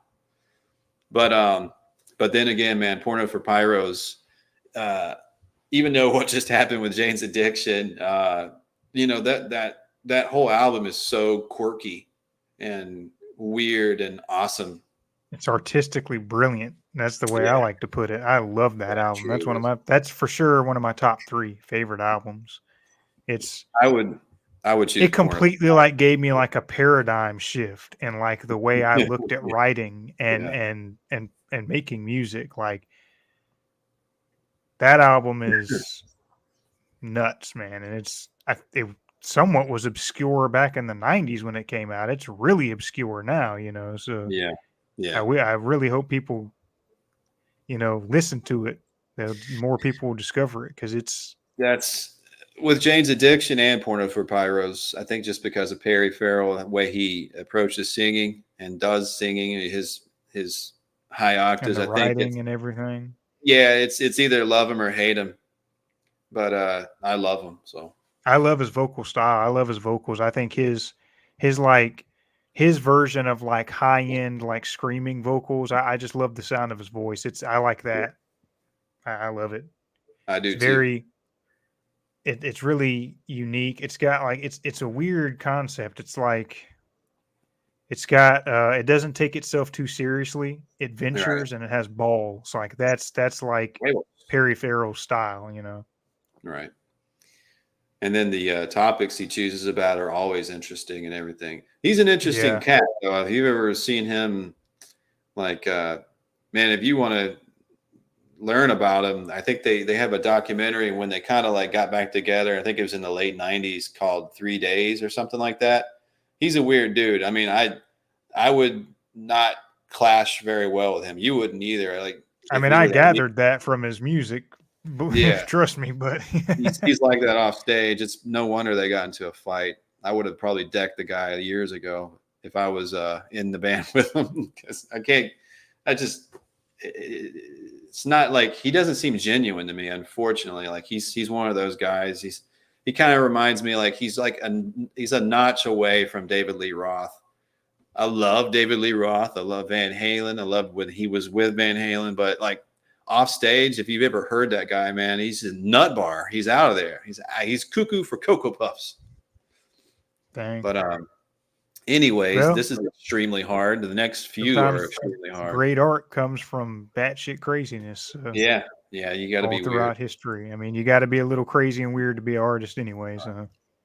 So In Utero, which is my favorite Nirvana album, versus Jar of Flies. This one's a little hard. As much as I love Jar of Flies, I mean, it is just an EP, and like, granted, I think there's 7, 8 songs on there. I think 1 or 2 of them are just instrumentals, even though they're beautiful instrumentals. But I don't know, man. You got Rotten Apple, which I think is like hands down Jerry Cantrell's like best guitar work on there. But then you got like In Utero has Heart Shaped Box, which is like the easiest song on there. But was it Territorial Pissings? Isn't that on there? That's Nevermind. Okay, what's the song? It's always been like my favorite drum beat that Dave Grohl ever did out of like all of them. It's like boo boo tappa, da boo boo boo boo tappa, da boo boo tappa. Damn, I know what you're talking about. Yeah, just that song. Was alone, it Hero? You Know You're Right? No. Because that one kind of had the it was like and it's like yeah. No. This one's way more advanced, if that's what you want to call it. It's catchier. I'm gonna look it up right now because it's gonna bother the hell out of me. Oh, dude, can't be catchier than You Know You're Right. I love that song. It's way better. It's Senseless Apprentice. Oh yeah, not one of my favorites, honestly. I don't Serve think the it's better than Servants You Know on You're there Right. too, man. I love Serve the Servants. Rape Me's on there. Penny Royal Tea, Radio Friendly Unit Shifter. All Apologies, dude. That's. I think you got me on that one. I think it's Nirvana's best work, hands down. Like that's Nirvana. Like Nevermind is like their most popular album, and honestly, it could be a toss up between the two. But I think from an artistic standpoint, I think In Utero made more of a statement for Nirvana than Nevermind did. And I'm not even. I'll admit it. I'm not a Nirvana fan, but I'll even pick that album over Jar of Flies. If I put another Alice in Chains album on there, I probably would have said yeah to that. But I've been on a Jar of Flies kick here lately. But let's go with In Utero. And then this one I thought was going to be kind of hard. Like, obviously you and I love Rush. And Vapor Trails is a very important album because, it was Neil Peart coming back to the band after his tragic loss of his wife and daughter. In the same year, he kind of took a hiatus from the drums for a few years and just, went on his motorcycle on like a, I don't know, like a spiritual trip. Spiritual biker journey. Yeah. Wind therapy is a real thing. I think that's what got me through that crazy ass job in Macon when I was living there. I was on my motorcycle a lot. The motorcycle was born of necessity. Yeah, really. Therapy. It wasn't a hobby. It was your therapy. Yeah. 10 though, man, you can't beat 10. That's one of the greatest rock albums of all time, hands down. Yeah. It just is. Yeah. I think even the boys of Rush would agree. Yeah, 10 is just like 10 is one of those albums where if no one's ever listened to rock and roll before, that's one of the albums that you give them. Like that's one of the first albums you tell them to listen to, to give them a good idea of what good rock and roll sounds like. Right. And I mean, obviously there's the jokes, the classic jokes about Eddie Vedder's singing style and all that. But like, fact of the matter is that was just his sound. Dude's an amazing singer. The vocal melodies were kick ass. Like the songs was just amazing style. That grunge, like funk combo. It was crazy, dude. The blues. guitarist. It's crazy. Well, I mean, you had Jeremy on there. Release, which is like the last song in there, which I think is beautiful. And so is Black. She's Yeah. along sheets of clay. There's so much different. And Oceans, that's a really awesome song. I believe 10. That's an album I remember buying on cassette and CD simultaneously. We bought a boombox that had a cassette player and a CD player on it, and I bought 10. I bought 10 Moving Pictures, U2's War. They're like that's a huge deal. That's like one of the first albums I ever bought with my own money. So, yeah. Nice. And it was a cassette, and I wore it out. It was like one of the few that I wore out, and I had to rebuy, I think, 2 other times. So, damn. If it's going in my 5 or 6 year old brain and striking a nerve, I'm listening to Pearl Jam while watching watching Power Rangers and Beavis and Butthead. Pearl Jam rules, The other one, man, Murder Gnomes by A Perfect Circle versus Dookie, Green Day. Another album. I don't know much of anything about Perfect Circle. Oh my God, dude! The only thing I know about it is I'm gonna fight you hard. Danny Carey and why am I drawing a blank on his name? Maynard. Yeah. James Maynard, Keenan Maynard, James Maynard, and Danny Carey. Yeah, that's all I know about it. I've heard. No, Danny's not even. I've came across album. Say what? Danny's not even on the album. What it is Murder Gnomes was the first album with by A Perfect Circle, but it's got Maynard. That's Maynard's Step Away from Tool. And Billy Howerdel is he used to be Nine Inch Nails guitar tech, and he was Maynard's roommate. But he made the album with friends, and it's got Paz. She's a bassist on there. And they had originally the drummer for Primus, but he had a heart attack. So like the first song, The Hollow, off of this album has him on. He recorded it. The rest of them is Josh Freese, which everybody knows is an amazing drummer. He's the current drummer for Foo Fighters. And yeah, man, every single song off of that album is amazing. Dookie's pretty cool too, though. Dookie's pretty cool too, though. Dude, Dookie was a revolution, bro. All by myself. I was up in my room. That's another album I grew up on. That's. I can tell that you like that type. I mean, Green Day, what they represent now and how shitty they sound, it bothers me so much that it affects Dookie. I don't know, man. I try to, you have to sometimes kind of appreciate something. Don't throw the baby out with the bathwater. Sometimes. Perfect Circle sucks too. Their last couple of albums have been straight boring trash. So I don't know. The only thing I've heard from A Perfect Circle I didn't like, so I don't have a very good reference point. But Dookie is, I don't know, man. Come on, Green Day's Dookie, Green Day's best album. Yeah. That revolutionary. We gotta step it up. We gotta go fast. Punk album. Punk. Any punk guy or gal is gonna puke if you say Green Day's punk. How dare you? Yeah, they're more or less. So alternative. What the hell even is alternative? Like, yeah. Madness of Many wins this one hands down. But Becoming X is Sneaker Pimps, and they're amazing. That album is amazing. But dude, the one of the main writers is a guy, I can't remember his name, threw out the girl who gave the band their look and sound that was amazing, threw her out of the band because he all of a sudden got over his stage fright, and every album they put out after that sucked. but they are like masters of trip hop.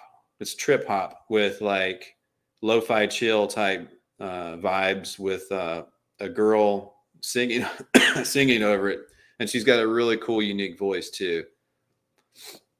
But So the their guy main was like, song, "Oh, I don't have stage fright anymore, so I'm I gonna don't, be we the don't need guy. you. We don't need you You're anymore." yeah, you're taking you're taking too much attention, even though I wrote the songs and everything for you. But even though you're a part of the band, you're out. I'm going to take over. But the thing is, you can't take all these awesome hits like How Do and Six Underground and perform it. It's like me trying to sing Heart. You know what I mean? It doesn't make Right. sense. The dude can't sing Heart. Once you put it out there, Heart is Heart, and you got to have a female vocalist to do it. There's a sound, there's a voicing. You have to there's a Right. voicing to it. Madness of Many is, I mean, there's really no need to really talk too much about it because, in my opinion, it's not only one of the greatest prog metal albums of all time. I'm not even going to pigeonhole it like that. Madness Yeah. of Many is one of the best albums, period, in all of music ever made. That's just how I feel Yeah. about it because Brain the dance, right man. the songs, the musicianship, some of the best musicians to ever do it. Like, first of all, I don't think it was fair for us to even put this album on this bracket, but we'll see where it goes. We'll see. Like Animals as Leaders, they're some of the best Yeah. musicians to ever do it. And Tosin Abasi, Hey, his writing, him with Javier, and then Matt being probably yeah. the best drummer in the world. Like it's Yeah. dude, the music is, I don't know. We probably shouldn't have even put them on the list. It's not fair at this We point. have But 9 minutes, so I mean, we've given a good background on all the albums so far. So let's make it quick on the rest of them now. all right, well, And I'll even agree. Like you're probably going to say "Songs in the Key of Life" on this one, and I would probably say the same thing because got to have some Stevie Wonder in your life. yeah, I think just considering what it is, being Stevie Wonder and the arguably his best work, just put Stevie. Mm-hmm. Yeah, I agree with that. We'll give Yeah. Stevie, but I then don't again, of know course, I'm about. going to agree. But I don't know. Like the Fragile has more songs, and it's like a lot of ups and downs, and it's really aggressive, but it's also very instrumental. It's like really musically kick ass too for Nine Inch Nails. Like there's actually a lot of really good guitar and bass and synthesizer and everything on there. Like he really showed his talent on that. It's definitely like hands down his best work in my opinion, and that's going pretty far. But then again, there's Porno for Pyros, which is crazy. So that album is, yeah, it's hard. It's hard to Porno for which Pyro. one? Is that it? Let me choose this one because I'm going to give it a fair fight for the both of it. I'll let you choose. Yeah. Go ahead, nerd. I am a nerd. One without the other, I would say I would have to choose the Fragile over it. Like I have to have that in my life, other than Porno for Pyros. As much as I love, because there's always Jane's Addiction. So, but I don't feel like they're the same. I think Porno for they're Pyro still completely different. They're has completely a different, unique but as style and sound. But as influence over not just me, but like probably all musicians, they would probably agree that the Fragile is there's just way too much going on in the Fragile that's too good to be true compared to that one album by Porno for Pyros. But I'll allow it. in utero over 10, I would choose 10 all damn day over that. Yeah, this is, dude. We got a classic rivalry here. We've got arguably Nirvana's best work versus Pearl Jam's best work. We Yeah. got a classic Nirvana versus Pearl Jam conversation going on here. I would think choose Pearl Jam.